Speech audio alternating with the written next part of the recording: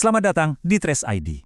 Kalian tahu kan, di balik setiap laga besar selalu ada pertarungan lain yang nggak kelihatan.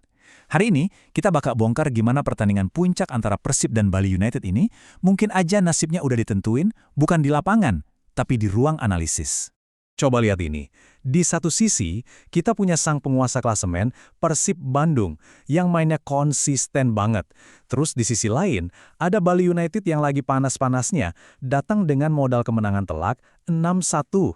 Wah, ini sih pertarungan klasik antara tim yang stabil lawan tim yang daya ledaknya lagi tinggi-tingginya. Oke, kita mulai dari yang paling jelas dulu ya, duel puncak klasemen. Ini bukan sekedar laga 3 poin biasa loh, ini pertaruhannya gelar juara.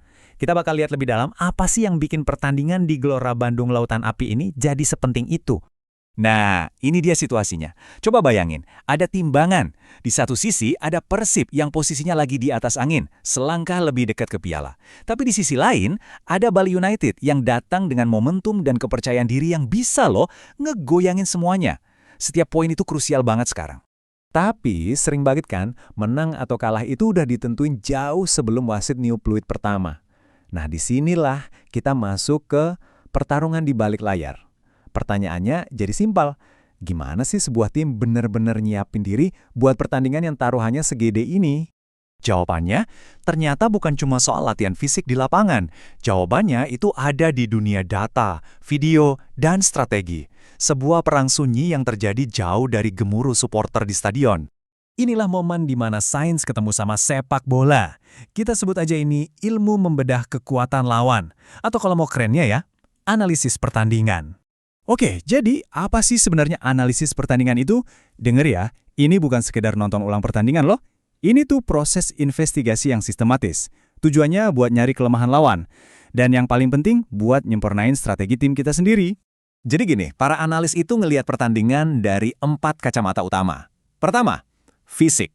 Seberapa jauh pemain lari, seberapa cepat sprintnya. Kedua, teknik. Passingnya akurat nggak, dribblenya efektif nggak. Ketiga, taktik. Ini soal formasi, pergerakan tanpa bola, pola main. Dan terakhir, mental. Gimana pemain ngambil keputusan pas lagi di bawah tekanan. Nggak ada yang kelewat satupun. Nah, disinilah kerennya. Teknologi masuk. Software canggih kayak Prozone ini, yang lagi kalian lihat, tugasnya ngubah setiap lari, setiap operan, setiap tendangan jadi data mentah. Jadi firasat atau insting pelatih sekarang bisa didukung sama angka-angka yang konkret. Opini jadi fakta. Oke. Cukup teorinya. Sekarang, ayo kita bawa semua ilmu ini ke pertandingan yang sesungguhnya. Inilah dia, adu taktik Persib Bali. Menarik kan? Bahkan pemainnya sendiri, mungkin tanpa sadar, ngomongin soal analisis. Waktu bek Persib, Frans Putros, bilang, kami hanya harus fokus pada diri sendiri, itu kan cerminan dari parameter mental yang kuat banget. Gak peduli lawan habis menang besar, yang penting fokus ke game plan sendiri. Coba deh bayangin, slide ini tuh ibaratnya papan tulis di ruang analisis kedua tim sekarang. Bisa jadi tim analis Persib lagi berjam-jam nonton ulang gol-golnya Bali, nyariin polanya di mana. Sebaliknya analis Bali United mungkin lagi pusing mikirin cara nembus pertahanan Persib, apalagi ada potensi satu bek kuncinya absen. Buat Persib, ini tekanannya luar biasa. Pemain kayak Ramon Tenke bahkan ngelihat sisa musim ini bukan sebagai 8 pertandingan, tapi sebagai 8 final. Ini nunjukin betapa pentingnya faktor mental buat mereka sekarang. Nah, dari semua ini, intinya apa?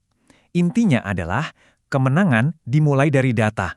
Di sepak bola modern kayak sekarang, pertandingan itu nggak cuma dimenangkan di atas lapangan rumput, tapi juga di ruangan yang isinya layar dan data.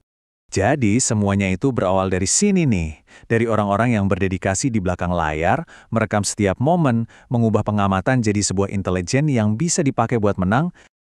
So, ini ninggalin satu pertanyaan menarik buat kita semua pas nonton pertandingannya nanti. Yang kita saksikan itu beneran cuma duel 11 pemain lawan 11 pemain? Atau kita sebenarnya lagi nonton babak final dari perang para analis yang udah kejadian sepanjang minggu? Coba pikirin itu pas nonton nanti. Untuk analisis-analisis yang lebih dalam kayak gini, langsung aja mampir ke channel YouTube kita, Trace It. Jangan lupa di-subscribe biar nggak ketinggalan. Karena di Trace It, ya semua tentang sepak bola.